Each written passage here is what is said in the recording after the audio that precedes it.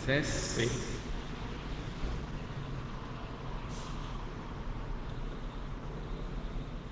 Ahí está. Bueno, ahí está. sí. Buenas tardes, estamos aquí transmitiendo este Coffee Time desde Guadalajara.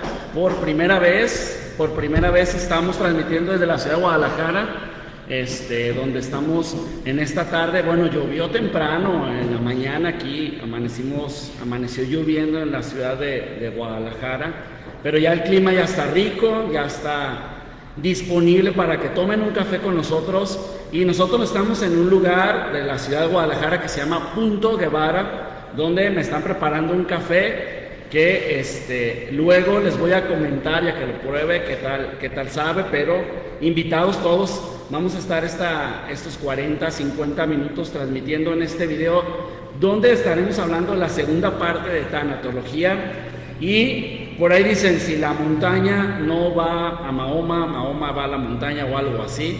Y lo prometido es deuda. Estamos a un lado de Ulises, que la semana pasada tuvo gran éxito con nosotros, y esta semana vamos a hablar todavía de esos puntos que quedaron como al aire sobre tanatología, y puntos más específicos sobre las preguntas que también nos estuvieron haciendo durante la semana en los Coffee Times. Así es que bienvenido, Ulises, a este Coffee Time. Gracias. Pues ahora sí que desde Guadalajara, Hugo vino a Guadalajara, yo estaba en Vallarta, entonces, pero aquí estamos, Sí, aquí estamos en Guevara. Punto Guevara. Ya llegó mi café, muchas gracias. Llegó mi café, no sé si Ulises. No, yo ahorita estoy bien, así vamos. Llegó mi café aquí, como les vuelvo a repetir, estamos en Punto Guevara. Me pasaron el rico menú. Hay desayunos, comidas, y los viernes cierran un poco más tarde para que se vengan a cenar en este lugar que está muy tranquilo, muy rico. Y en este tipo de tardes tan nubladas, tan sabrosas, les recomiendo que se vengan aquí a este lugar de Punto Guevara. Así es que bienvenido, Ulises, otra vez. Gracias, qué gusto estar aquí. Me gustaría empezar a preguntarte, empezar a preguntarte esto de partiendo de la experiencia. ¿Cuál fue un antes y un después de Ulises para decidir primero prepararte y luego, primero prepararte? Vamos por partes. ¿Cómo decides buscar la tanatología? ¿En qué parte fue el parteaguas? Detonantes que te da, que te presenta la vida. Hubo 4, les voy a mencionar solamente 2, que los otros son como muy personales. Okay. Pero hay cosas que detonan tu vida, y hay cosas que tienes que buscar ayuda y tienes que buscar prepararte. La muerte de mi madre, ella cae con un paro cardíaco un 24 de diciembre a las 6 de la mañana. Sí. O sea, previo a la Navidad. Nosotros preocupados por comprar regalos, y ella sufriendo un infarto. Es intervenida en centro médico aquí en Guadalajara, y pues el 24 para amanecer 25, sí, me la paso en el hospital, en la sala de espera de la terapia intensiva, y finalmente ella pues desafortunadamente fallece. Sí. El día 3 de enero, estuvo unos días, fallece, y eso detona mucho el duelo, ¿no? No saber qué hacer, no saber cómo enfrentarlo. ¿Habías escuchado antes de tanatología? Lo había escuchado de una forma general en mi trabajo. De repente escuchaba que tanatología y que la pérdida, pero nunca me había pasado por la cabeza estudiarlo. Segundo detonante, visito a un familiar de una persona ostomizada, y me platica toda la situación dramática que viven con un asalto. A su familiar desafortunadamente le causan una herida con arma blanca, por el cual le perforan el intestino y le tienen que hacer una ileostomía. Y pues me platica toda la situación, y cuando salgo yo de ahí con ella, pues la realidad es que no sé qué hacer, no sé cómo acompañarla, no sé qué decirle, no sé cómo alentarla, ¿no? O sea, me sentí totalmente perdido. Y entonces yo dije, es que debo de tener una cierta preparación incluso para este tipo de cosas. Entonces, hubo dos momentos. Hubo dos momentos, te voy a platicar. Ajá. El tercero. Un tercer momento. De hecho hubo cuatro, pero un tercero. Y esto es así como, bueno, lo retomo, o sea, la muerte de un ser, obviamente la madre, La mamá. nos quebramos. Definitivo. Yo no lo he pasado, pero mis papás sí. Entonces, por medio de todo eso, se ve, esto se quiebra. Claro. Y vuelvo a lo que tus ejemplos o tus experiencias que nos estás contando, Ulises, que te agradezco mucho. Y luego viene el otro segundo evento, o sea, como que el primero te movió Fuerte. O sea, lo que voy, o sea, es un terremoto, mamá. es un terremoto. Pero todavía no muy convencido, vives la segunda experiencia y luego hay una tercera. Sí, me piden ayudarle a valorar unas lesiones por presión, un familiar, y bueno, finalmente está una persona cuidando a su familiar, y pues cuando salgo yo de ahí, veo a la persona totalmente desencajada, destrozada, y también salgo y digo, no sé qué hacer, no sé qué decirle, no sé cómo acompañar, no sé cómo... Lo único que se me ocurrió en ese momento fue decirle la situación que estaba pasando en la piel de su familiar y decirle, y darle un abrazo, ¿no? O sea, pero me sentí mal, ¿ves? O sea, por no saber... ¿Tu atención se sintió incompleta? Definitivo. O sea, no, Sí. y más que sentirme bien, me sentí mal porque no supe qué hacer.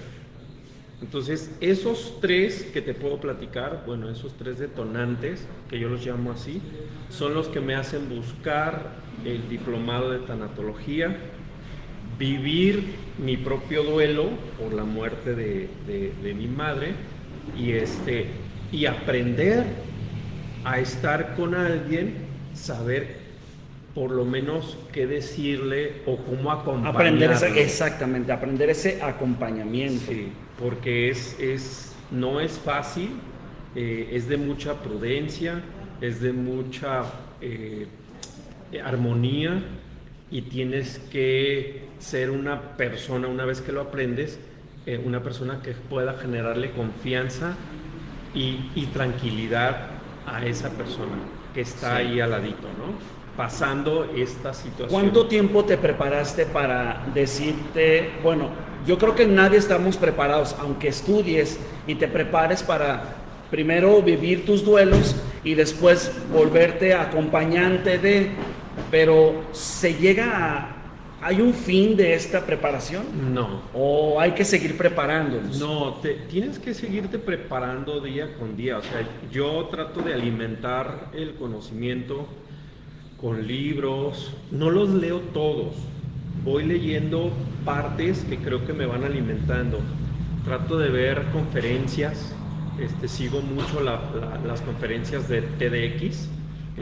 Veo que son muy buenas, motivadoras, alentadoras, y trato de estar viviendo los ejemplos de personas que han salido de un duelo muy fuerte y que han sobresalido. Te voy a poner dos ejemplos que me vienen a la mente.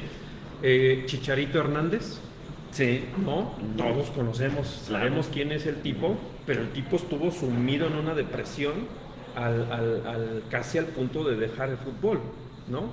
Y todos y todas conocen a una cantante que se llama Shakira, ¿no? Sí. Y también conocemos ya su historia, que alguien le dijo, tú no sabes cantar, tu voz es terrible con ese vibrato, y bueno, ve dónde está, ¿no? Entonces, trato de seguir a estas personas para seguir alimentando, como decía mi madre, el espíritu, porque tienes que alimentar. Entonces, aprender tanatología es ir para poder entenderlo.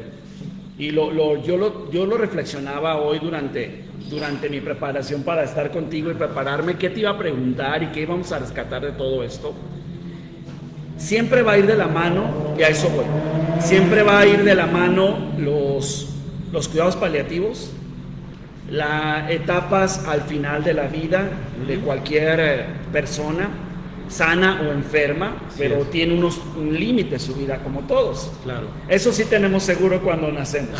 Definitivo. El tiempo lo desconocemos.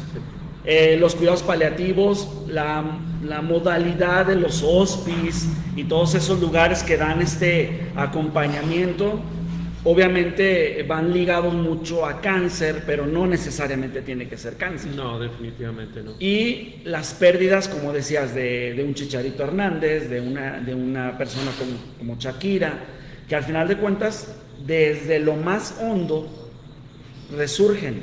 Así es. O sea que vamos siendo resilientes en todo este proceso. Definitivamente. Y alimentar la resiliencia es un trabajo que también debemos hacer.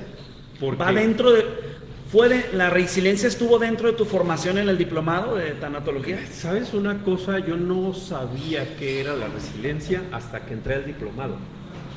¿No? Hasta que ahí me lo explican y me dicen, entonces entiendo qué es lo que me hacía salir adelante de esos tropezones que había tenido en la vida. Entonces, igual te pasó un poco como a mí, y comparto la experiencia.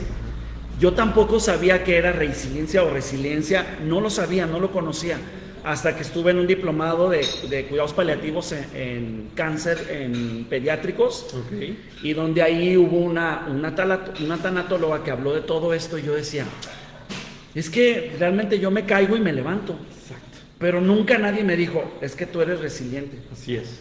Hasta que lo aprendí ahí dije, es cierto, ya, caigo, me levanto. Me quieren tumbar, no me dejo y me levanto más alto.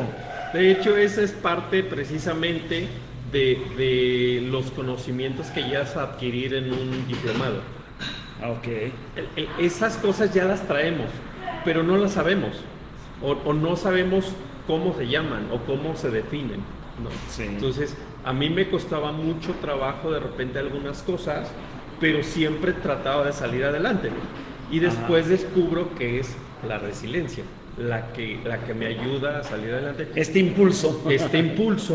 Y no nada más a mí. Todos tenemos resiliencia, unos más desarrolladas, otros menos desarrolladas. Sí. Pero siempre hay que estarla alimentando para tratar de salir adelante. Y termino el ejemplo de Chicharito y de Shakira. Algo que me llamó mucho la atención es esos ejemplos, entre muchos, algo que me llama mucho la atención es que ellos vieron dentro de esta situación adversa una oportunidad.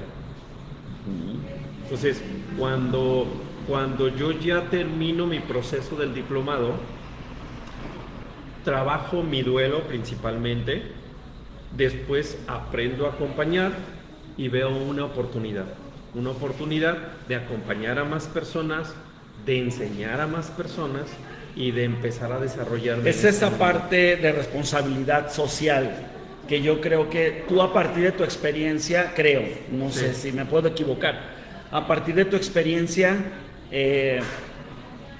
dices, es que hay miles de personas, y digo miles porque así es, si no es que millones, pero no me quiero ver tan exagerado, pero hay miles de personas que necesitan este acompañamiento, o al menos existe la tanatología, te va a dar herramientas resilientes. Así es. Y te va a ayudar a salir de esto donde tú estás sumido. Entonces eres empático, que será como un primer requisito para ser acompañante. Quizás sí, pero también te puedo decir que tuve compañeros o compañeras en el diplomado que lo que más trabajo les cuesta es la empatía, pero sabían que tenían que trabajar sus propios duelos.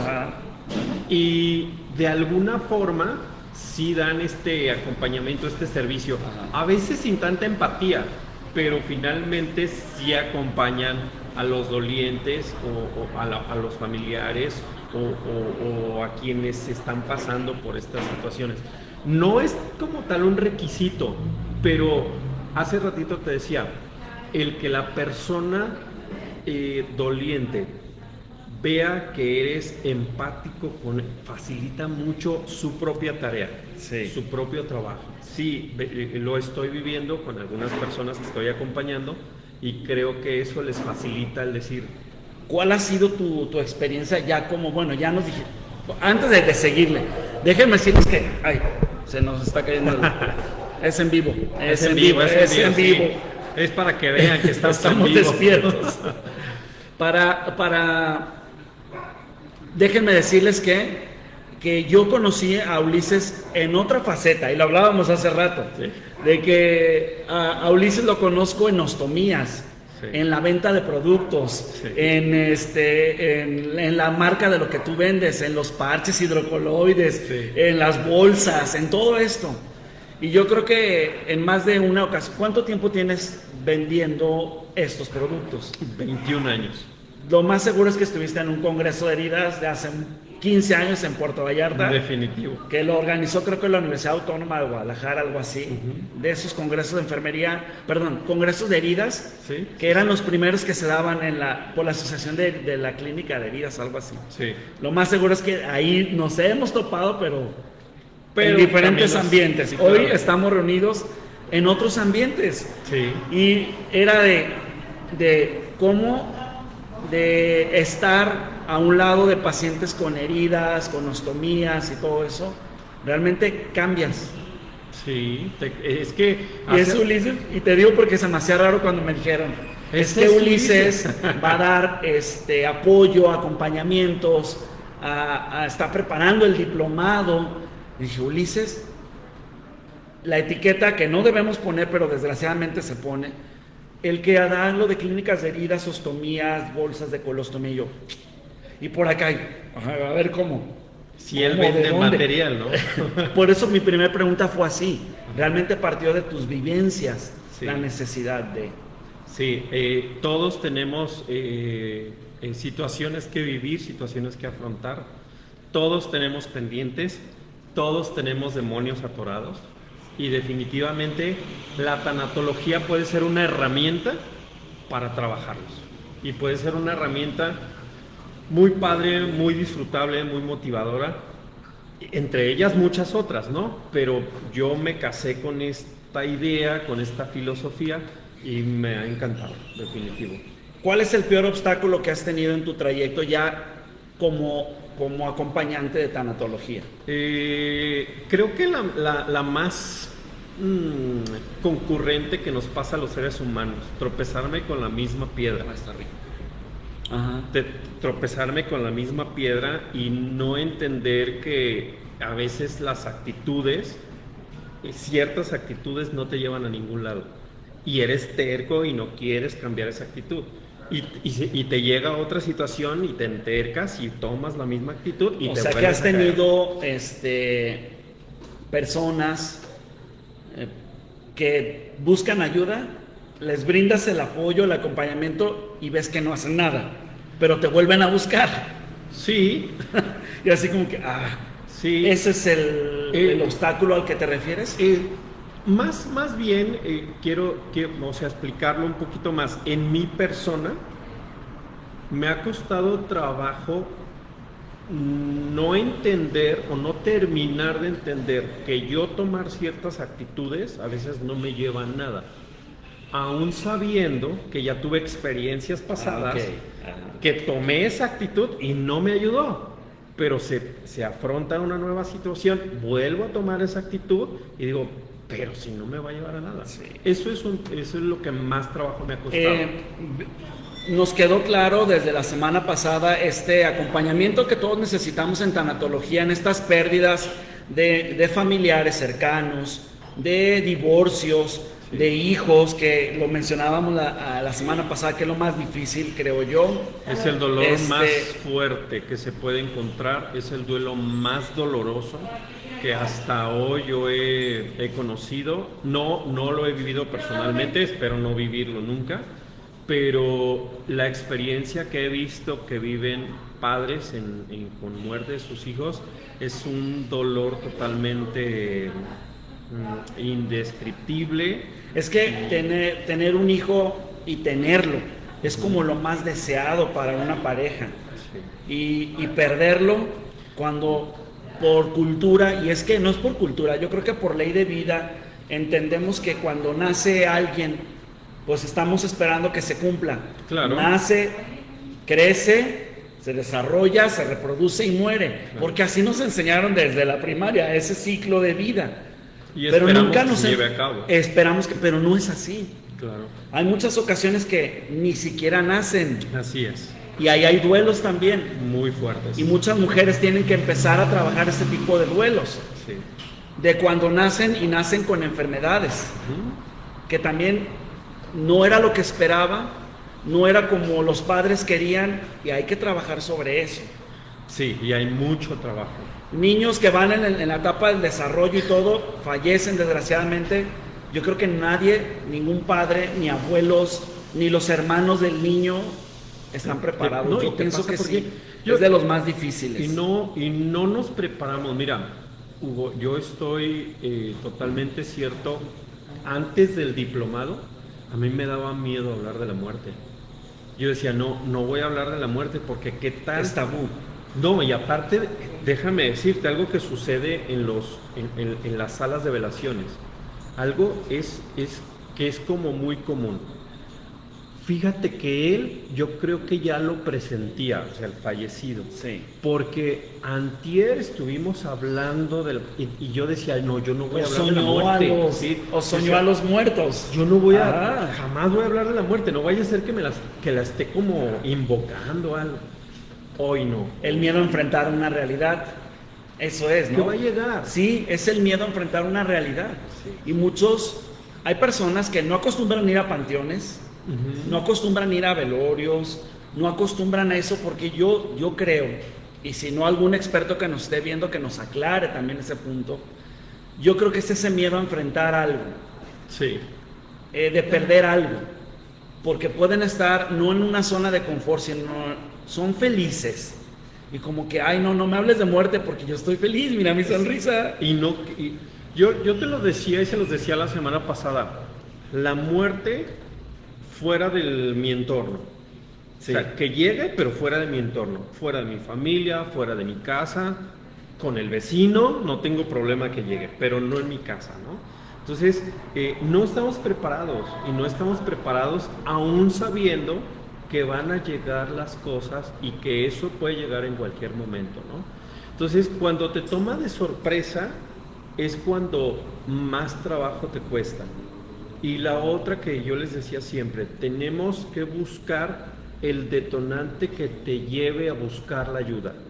Porque mientras no aparece, yo he recibido llamadas de personas que me dicen, es que mi mamá tuvo un duelo, es que se murió mi hermano y yo veo a mi mamá muy mal y quiero que vayas a ayudarla. Y la primera pregunta que siempre les hago es, ¿ella quiere la ayuda? Y muchas de las veces la respuesta es no la quiere.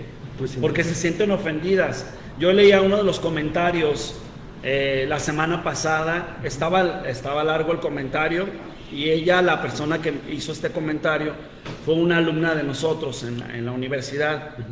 Y yo no le comenté nada en la página, simplemente lo leí con todo el respeto, y ella misma lo decía. Es que a mí me ofendían cuando me decían que buscara ayuda. Claro. Yo me sentía ofendida, como que les recordaba a la mamá a todos, ¿qué te importa mi vida? Claro.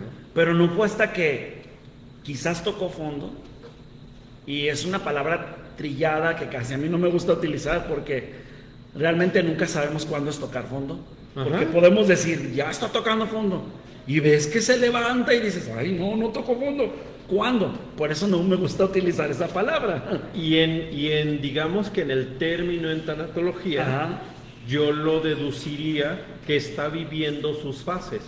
Las fases de duelo. La primera fase es la negación, el shock, la sorpresa. Luego te pasas a la negación, no quiero ayuda, no, yo voy a poder solo, no quiero esto, no es cierto. No es cierto. Porque muchos parte de la etapa de la negación es, no es cierto, no se murió. Así es. No es cierto, no se murió. Y muchos se quedan atorados ahí. Sí. Muchos están atorados ahí. Y las fases del duelo no necesariamente, como nos la presentan los libros, se viven en orden. Se pueden vivir de diferente forma. Lo importante es que elaboremos los duelos. ¿Existe un plan para trabajar los duelos? Yo no lo hago.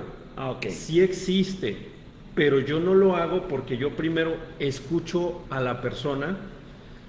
Hay personas que se me han acercado a mí a decirme, es que traigo un duelo bien fuerte, fíjate que falleció un familiar hace tiempo.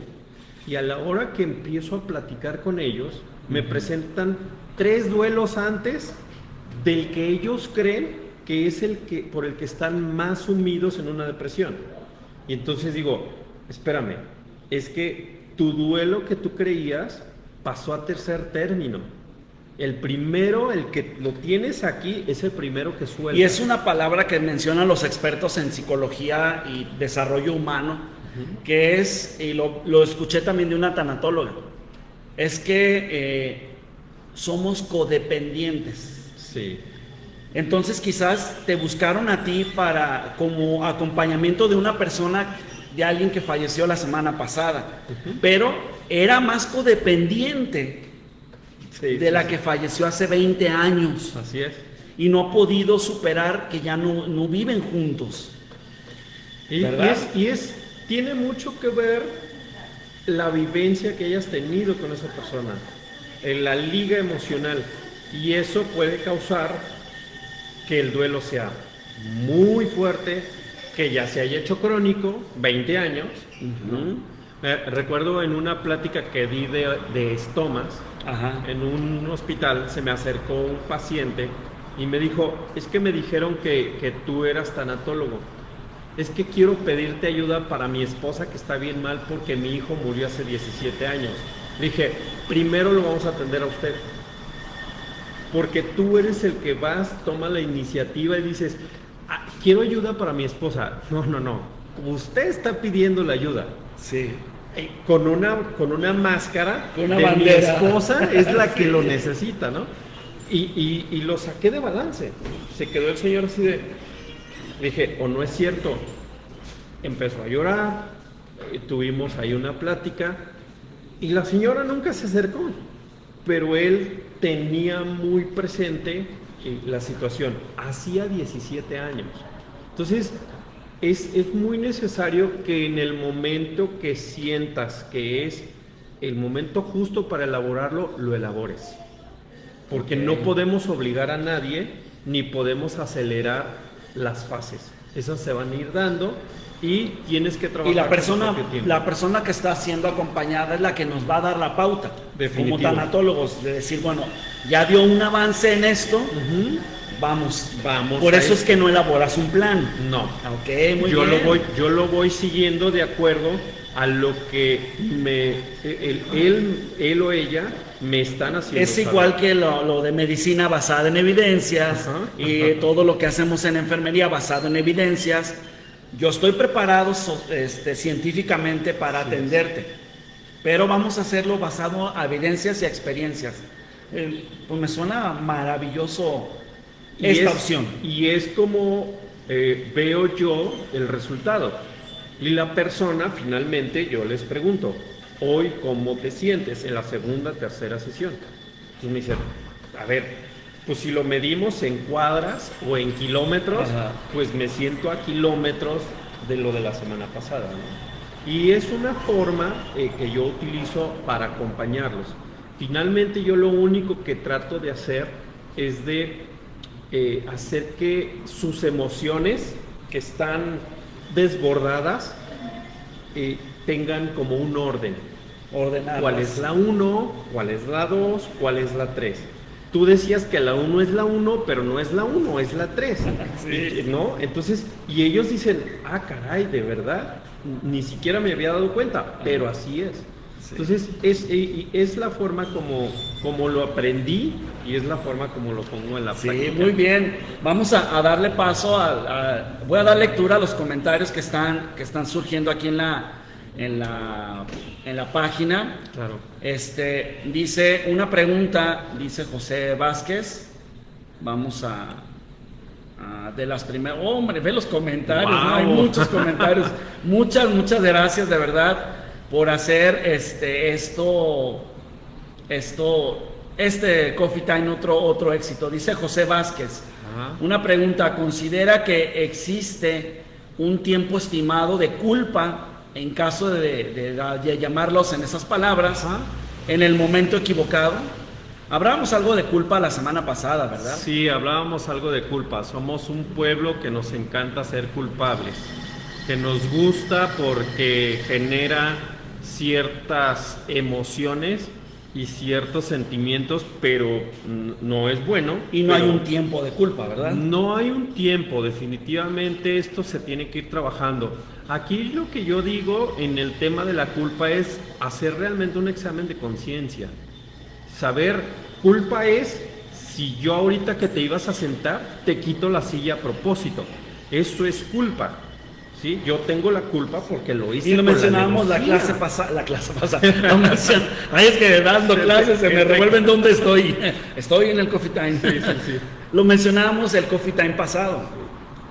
No sientas culpas que ni siquiera tienes. Pero es a veces... Pero te las pusiste. No, y a veces ni te quedan, pero dices, pues así me las pongo. Entonces, es increíble la cantidad de culpas con las que vivimos. Igual para las personas que nacen, bueno, para los padres que esperan un niño muy felices si nace un niño con un síndrome Down o con algún otro síndrome, ¿de quién fue la culpa? ¿Fue tuya o mía? Exacto. Y empezar, pero pues nadie sabemos de quién va a ser la culpa. Bueno, si hacemos un estudio genético, pero ¿cómo para qué? No. Pero no hay culpable. No. Finalmente Ahí es está. una cuestión biológica, genética. Y se tiene que vivir y afrontar. ¿Y tú qué tenías que ver en ese tema biológico? Nada. ¿No? Nada, Entonces, no lo sabemos. sucede mucho. No hay, José, no hay una fecha, no hay un tiempo. Yo lo que les invito es a que acompañados de un especialista hagan un examen de conciencia y que quien te está acompañando te guíe y te oriente y te diga, ¿realmente es tu culpa? O sea, ¿realmente tú consciente con la alevosía y con la ventaja jalaste del gatillo? Exacto. O pareció que le ibas a jalar y salió por otro lado el latigazo, ¿no? Sí. No sé si me da a entender. Sí. Entonces, Dice no, Isa no. Contreras, nosotros como personal de enfermería, ¿cómo podemos elegir las palabras adecuadas? Este punto me hace muy interesante. Sí. Lo veía yo también en tanatología. Hay un momento donde nos explican palabras adecuadas en momentos adecuados. Sí, mira, acabamos de tener una experiencia esta semana donde me decía una persona, es que el médico fue muy cruel para darme la noticia, es que el personal de salud fue muy Trabajadora cruel. social, enfermera, N. quien dio la noticia, exactamente. Personal de salud, Sí. englobémoslo en personal de salud. De verdad que el dar las noticias, las malas noticias, tiene una forma y debe llevar un poquito de humanismo. O sea, yo sé que al final la noticia es la misma. Falleció tu familiar, ya no pudimos hacer nada, pero hay formas.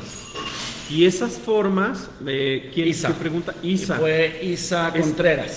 Yo te diría que mucho es buscar preparación. No te puedo decir, tienes que acomodarlos así o así, pero en mi caso me ha dado mucha ayuda, mucha experiencia el diplomado y seguir leyendo.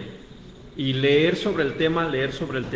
De hecho, por ahí en el diplomado vamos a tener un par de sesiones Ajá. para aprender a dar malas noticias. Un taller para poder... Hay que aprenderlo. No es lo mismo decirte, Hugo, se acaban de robar tu carro y estaba que aquí también afuera. eso se necesita trabajar. Claro. Los objetos, las empresas. Claro. Hay personas que pierden grandes negocios y ¡pum!, a la depresión, y nadie sabe cómo acompañarlos. Porque aunque sea algo monetario, aunque sea algo que para nosotros no pueda tener interés, para esa persona sí. Decía, me acuerdo mucho que decía, todos conocen a Chabelo, Sí. y hacía una parodia de que tenía que dar una mala noticia. Y entonces él decía, pues, ¿te acuerdas que tenías una abuelita? Y entonces, ¿cómo que tenía una abuelita? Ya dio la mala noticia, ¿no?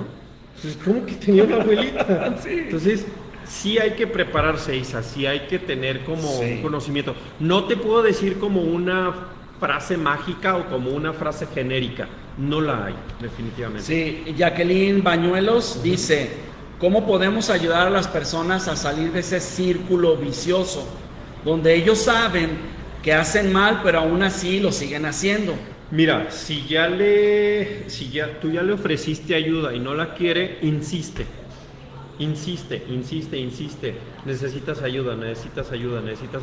Ojo, en México somos un país donde no aceptamos la ayuda psicológica ni psiquiátrica, porque luego pensamos que estamos Sí, locos. sí, y no es así. Sí, estamos locos. La realidad es que todos tenemos Pero un la grado ayuda de es de... locura. Exacto. Pero yo les digo, hablen con algunas palabras, en este caso sí utilicen algunas palabras, que es, oye, ¿por qué no vamos con alguien que te ayude a organizar tus emociones y tus sentimientos?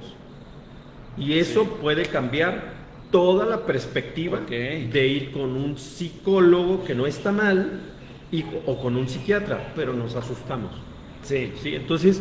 Y hay opciones, en este caso, de ir con tanatólogo. Definitivo. Si estamos hablando de todo esto. De duelo o de pérdida. Sí, así es. Ingrid Pérez, que es fan destacado de nosotros, un saludo, Ingrid. Hola, Ingrid. Este tema se hace muy interesante debido a que todos vamos a pasar, claro, lo mencionábamos hace rato, este ciclo de vida.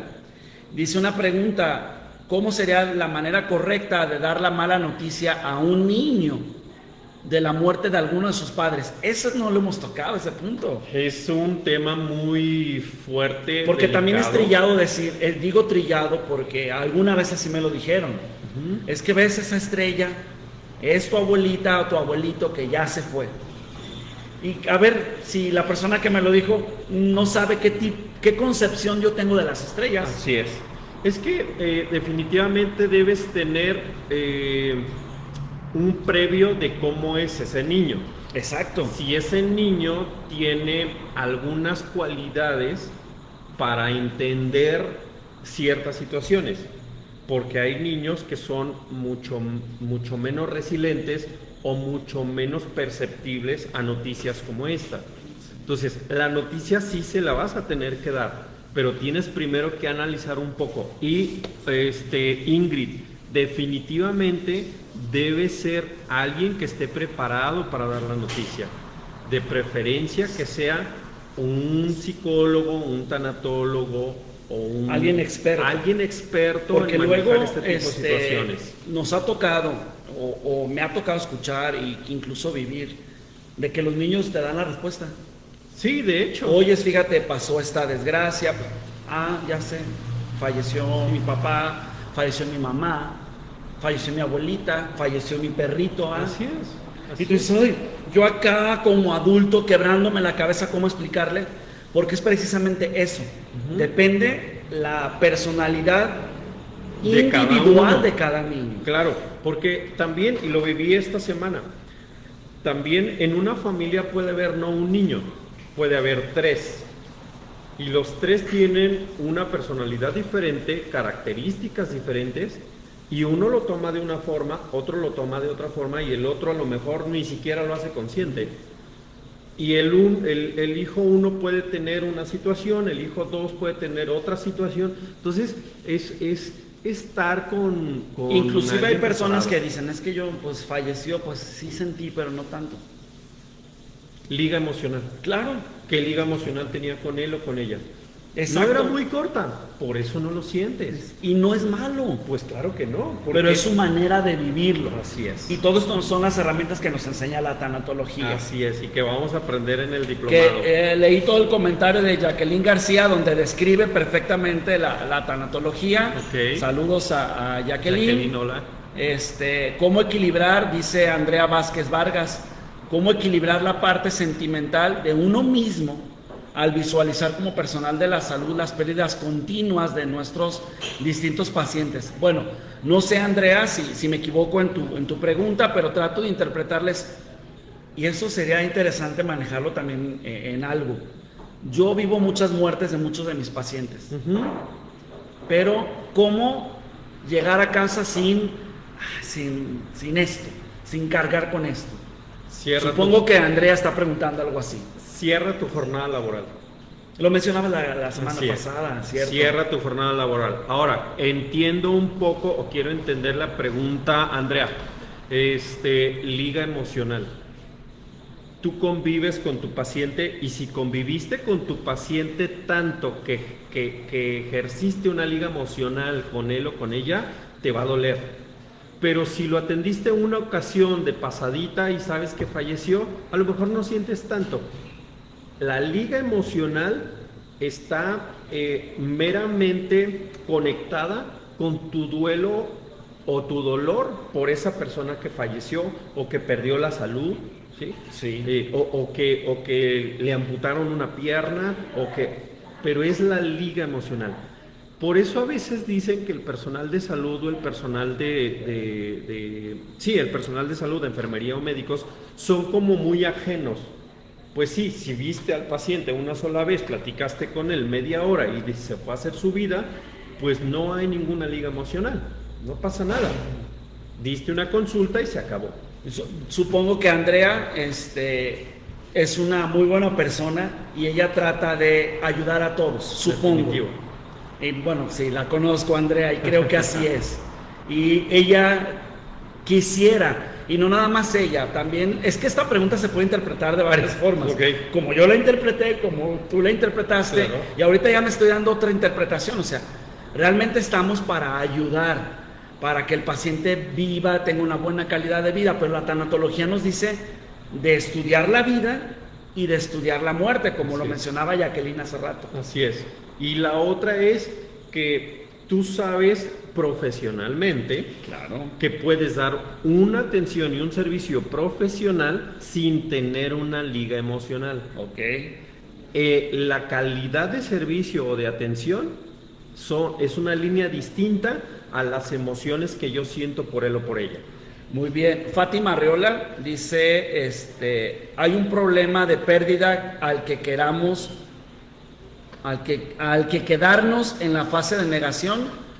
Hay un problema, pues el problema es que no has elaborado un duelo, y si no lo elaboras, no caminas. Okay.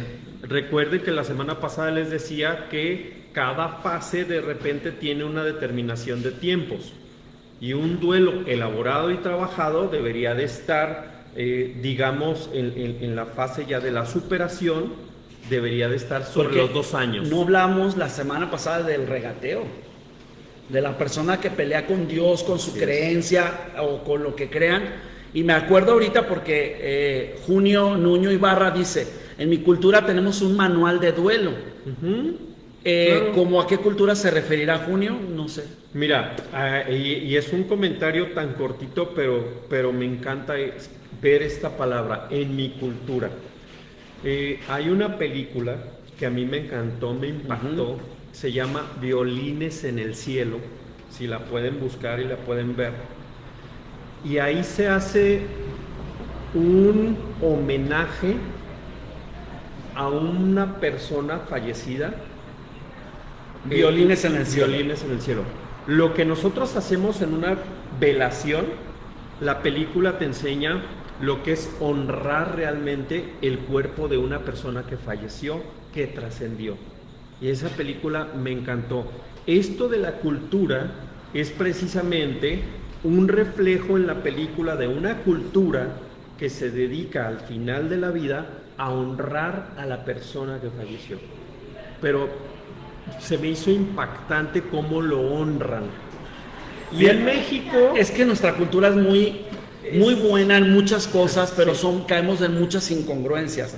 Con todo el respeto que acabamos de pasar el mes patrio, hasta la palabra patria es de patriotas y somos maternalistas, pero bueno, es otro tema. Es otro tema. No entremos porque vamos a terminar en lenguajes un poco... Sí. Pero nos cortan sí. la transmisión.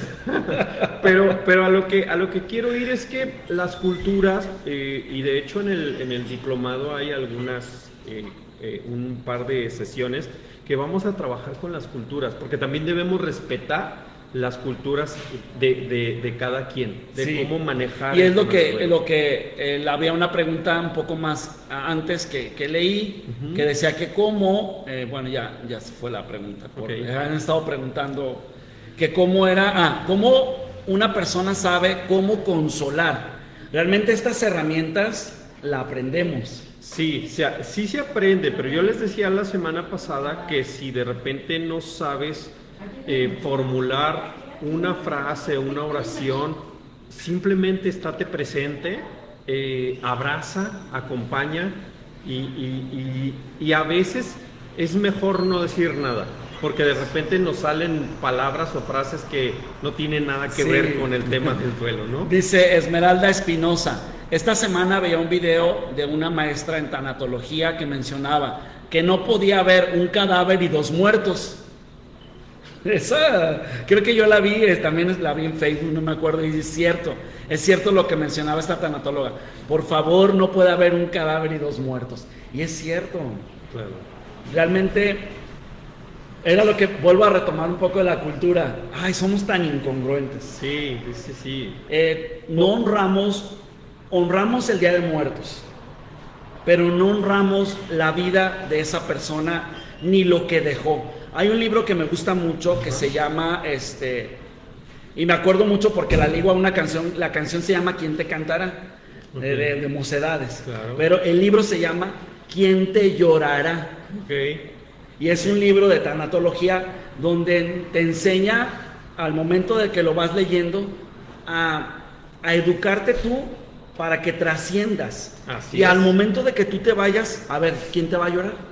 ¿Te has Prepárate fijado? en vida. ¿Te has fijado, siguiendo con este comentario y en base a lo que comentaron, te has fijado que hay de repente algunas velaciones donde la familia va de blanco y Sí, no de negro? sí. Anteriormente así era. Y entonces un sector de cierta población decía, pero es que ¿por qué van de blanco? ¿Que no están de luto? ¿Que están como alegres porque se murió? Entonces, todo y todo en la vida siempre va a depender con qué cristal lo miras. Sí. Hay personas que van de blanco porque para ellos la trascendencia de ese ser es una fiesta. Si nos apegamos a un tema religioso, deberíamos de estar contentos porque nos decimos cristianos y ya vamos a estar cerca de nuestro ser De nuestro supremo. creador, ajá. Pero insisto, estoy contento de que se acerquen al ser supremo si son los de enfrente. De mi casa nadie. Así es, ¿no? sí. Esas son las incongruencias de que de repente vivimos. Y más cuando festejamos la muerte, pero la muerte de los demás. Nadie de mi casa, por Así es, favor. ¿no? así Entonces, pero eso lo hace interesante porque podemos tener diferentes puntos de vista y diferentes ideas. Bueno, ya habíamos comentado de lo de los niños y cómo decirles que falleció un padre. Bueno, hay muchos comentarios que yo creo que no terminaríamos de leerlos, pero en la semana estoy seguro que sí los vamos a estar leyendo. Sí. Esto del niño ya lo habíamos... ¿Cómo se dice? ya, Oye, es muy complicado. Junio hay que estar- ya acaba de contestar el comentario. Ok. Dice, nosotros rompemos una Una parte. parie, o como Junio, no sé, ayúdame. Una parte, ¿no? Una parte Una de parte de nuestras nuestras vestiduras siempre Sí, al lado pero del corazón. No lloramos. No lloramos, tratamos de aceptar la voluntad del Eterno. Es la cultura que Es la mencionábamos. cultura, Junio. está bien. Muy bien. Yo, por ejemplo, en este tema, yo diría, para mí, llorar es un descanso definitivo para los sentimientos, para las emociones y para los que creemos en el alma, para el Sí. alma, ¿no? Saludos desde Los Ángeles, California, nos están viendo. Saludos desde hasta Los Ángeles, California. Qué padre que nos están viendo allá. Me imagino que están apenas llegando por la hora, han de ser como 5 de la tarde allá en Los Ángeles. Saludos a todos los que nos están viendo. La semana pasada estaba viendo las estadísticas. Nos vieron de muchísimos lados. Realmente esto ha trascendido y queremos que siga trascendiendo. Volviendo un poco de todo esto que nunca terminaríamos de hablar y regresando al regateo, que esa parte de que renegamos de la muerte cuando nosotros no la decidimos, y tiene que ver con la culpa, porque falleció. Y decías, hay 3 hermanos y un hermano dice, es que ya le tocaba morir a mi mamá o a mi papá, ya les tocaba. La línea de vida, hay muchos que así le llaman, sí. Su libro de vida decía que hasta ahí iba a llegar, por así cultura. Y hay otros que dicen, es que todavía faltaba yo platicar con ella. Pero ¿hasta cuándo vamos a entender que debemos disfrutar la vida? Y me gustaría que volvieras a dar ese mensaje de disfrutar la vida, Ulises. No lo termina, es que como estamos tan metidos en lo ordinario, en el día a día, se nos olvida. Y por eso tenemos que disfrutarlo y por eso tenemos que vivirlo hoy. Y un problema que tenemos global es que estamos viviendo el futuro y padeciendo el pasado. Y el pasado, pero hay una generación que, oye, ya se murió. Sí, pues ya. Aguas, también ahí tenemos que estar preparados. Pues es que, y no nos estamos preparando. Pero que se preocupan más porque se murió el celular. Sí, claro. Entiendo esa que parte. una persona, y tú dices, es un aparato, pero es generacional. Pero es y son los que nos vienen empujando, son los que nos van a sepultar. Es generacional, déjame decirte por qué. Porque esa parte a nosotros nos tocó en menor proporción, pero alguien que vivió en los años 20 o los 30, que difícilmente ahorita estaría con salud, nos diría, es que ustedes viven despersonalizadamente la muerte, porque en aquellos tiempos la vivíamos muy personalizada. Entonces, creo que lo único que va sucediendo es que la línea sigue. Así es, a eso voy. O sea, ellos son los que nos van a sepultar. Así es. No debemos de criticarlos. Así es. Porque es su manera de. Definitivo. Y su duelo va a durar 3 días. Así es. Porque así lo van a vivir. Humanamente, en su generación, lo tienen que vivir. Y lo voy a decir en broma, 3 días y luego se van a seguir jugando Free Fighter. Sí, es cierto. Porque ya están... Es que hasta ese juego tiene que ver con la muerte. Definitivo. Y ya lo mataste, y ya ya se murió. Y los niños los escuchas hablando de muerte, de muerte, de muerte. No están siendo educados. No. Es como la educación sexual. O sea, la televisión, las redes no educan en este tipo de temas. Igual que en la muerte. O sea, yo no, como padre de familia, y esto va para todos los que tengan niños que les gusta jugar Free Fighters o ese juego, donde escucho los comentarios, ya lo mataste, no, tonto, no, mátalo tú, está atrás de ti, dispárale. A ver, no, es muerte de lo que están hablando. Definitivo. Y acabas de dar en un punto medular. ¿Cómo vamos a preparar a esa generación para hablarles de la muerte si ni siquiera nos atrevemos como padres a darles una educación sexual, una educación de muerte, una cultura de muerte digna? Ni siquiera tenemos la idea de poderlos preparar en un tema y quisiéramos prepararlos para la muerte. Por eso la línea de despersonalización global en el mundo es así. Sí. Por eso se sigue de la misma forma. Entonces, la parte que nuestra generación como papás nos da miedo enfrentar al niño de 11, 12 años y decirle, es que tu cuerpo va a cambiar, es que las cosas ya no van a ser igual. Nos da miedo hablar de sexo, más miedo te va a dar hablar de la muerte. Dice Emily González, y con todo lo que se menciona, siempre se vuelve a la base de todos. Empatía, paciencia, respeto, y la sociedad puede llegar a tener un papel de duelo en la persona. O definitivamente empieza como empiezan las sociedades. Empieza todo en la familia y tienes que seguir pues fomentando esta cultura de respeto ante la muerte. Y se aproxima nuestro diplomado, Ulises. Se aproxima nuestro diplomado, estamos cada vez más cerca, inicia el 9 de octubre.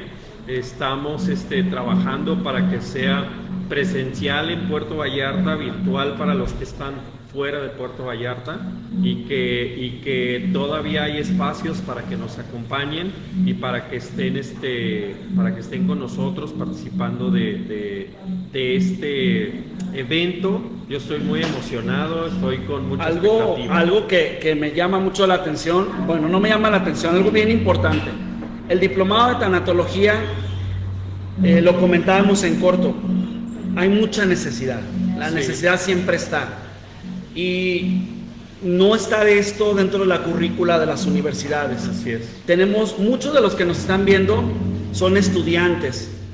Y esto tenemos de tomarlo en cuenta como una buena herramienta para resolver todas estas dudas que traigo y poder prepararme porque nos vamos a enfrentar a la muerte. En algún momento. En algún momento. Y la debilidad es que realmente en las universidades no nos preparan al 100% en esto. Y lo que les iba a comentar es que el diplomado incluye libros. Así es, la inscripción te incluye libros y si eres colegiado, no vas a pagar la inscripción, solamente el costo de los libros. Muy, muy importante, los que pertenezcan al colegio de enfermería de la Costa Norte no pagan inscripción, no, y van incluidos los libros. Van incluidos los libros y además la mensualidad se acorta, tiene un descuento para los colegiados. Así que si no estás colegiado y quieres aprovechar, pues afíliate al colegio. Y hay personas que están fuera de Puerto Vallarta, como nosotros que estamos en Punto Guevara, aquí en Guadalajara, Jalisco, donde también están interesados y como decías, ellos son la población que va a estar en línea. Así va a estudiar en línea. Así es, ¿verdad? Por ahí ya hay algunas personas que se han inscrito, de Monterrey, ya sabe ella quién es, ya está inscrita. En Puerto Vallarta ya hay personas inscritas. En Guadalajara estamos ya confirmando por ahí más personas. Entonces vamos a hacer un grupo bien variado. Y les insisto, la idea es que pensando ya en el final del diplomado, la idea un poco es que nos reunamos en la fiesta final allá en la graduación de tanatólogos. Claro. Y resolverían sus propias dudas, vivirían su propio duelo. Y ya casi para terminar, siempre se llora. Ay, voy a estudiar tanatología. No me gusta porque todos chillan. ¿Sí o no? ¿Sabes una cosa? Va a depender mucho con qué visión vayas al diplomado. Yo les digo que hay personas que van a estudiar, aprender el tema de tanatología y en el inter empiezan a trabajar y elaborar sus duelos. Entonces, en algún momento lloras. En algún momento. Y fíjate, hay personas que les da miedo ir al diplomado porque saben que van a llorar. Y el miedo a enfrentarte a tus duelos y a tus pérdidas a veces da miedo. Y he leído mucho esta semana esta frase, pues hazlo con miedo. Ve con miedo. Para superarlo. En algún momento lo tienes que enfrentar. Sí, claro. Y si la vida todavía te ha dado salud, te ha dado que estés bien, es que te está dando la oportunidad para salir adelante. Sí, y les recuerdo el teléfono para que se registren al diplomado, se inscriban, es 33 02 61 45. Y este es el teléfono para informes e inscripciones. Y por parte de la página del Colegio de Enfermería vamos a estar dando también estos informes. Y el diplomado tiene un valor de 56 horas de duración. Así es. Tiene valor curricular. Tiene valor curricular y está avalado por el colegio. Déjame decirte algo antes que se me olvide. ¿Sí? Aparte de los libros, lo platicábamos hace un tiempo, a mí me gusta trabajar mucho con las películas de Pixar. Okay. Hay muchas películas de Pixar que hablan de duelos. Y si empiezas a hacer un poco de memoria, las grandes películas más exitosas traen algunos mensajes de duelos. Entonces, para los que se van a inscribir, vamos a volver a ver las películas de Pixar, pero ahora con un enfoque de duelo, un enfoque de superación y un enfoque tanatológico. Hay varias que están muy padres, las vas a volver a ver. Ahora como se maneja todo por combo. Así es. Libros incluidos, un descuento para colegiados. Así es. Talleres, valor curricular y sobre todo la preparación personal. Los foros y conferencias. No les quiero dar más, pero traigo por ahí un par de sorpresitas con conferencias dentro del diplomado. Muy bien, ya estamos por despedirnos y agradecer definitivamente a Punto Guevara que nos abrió sus puertas aquí en la ciudad de Guadalajara. Ya nosotros vamos a terminar esta transmisión porque ya llegó la música y nos vamos a poner un poco, disfrutar de esta noche aquí en este Punto Guevara en la ciudad de Guadalajara. Me dio mucho gusto saludarlos.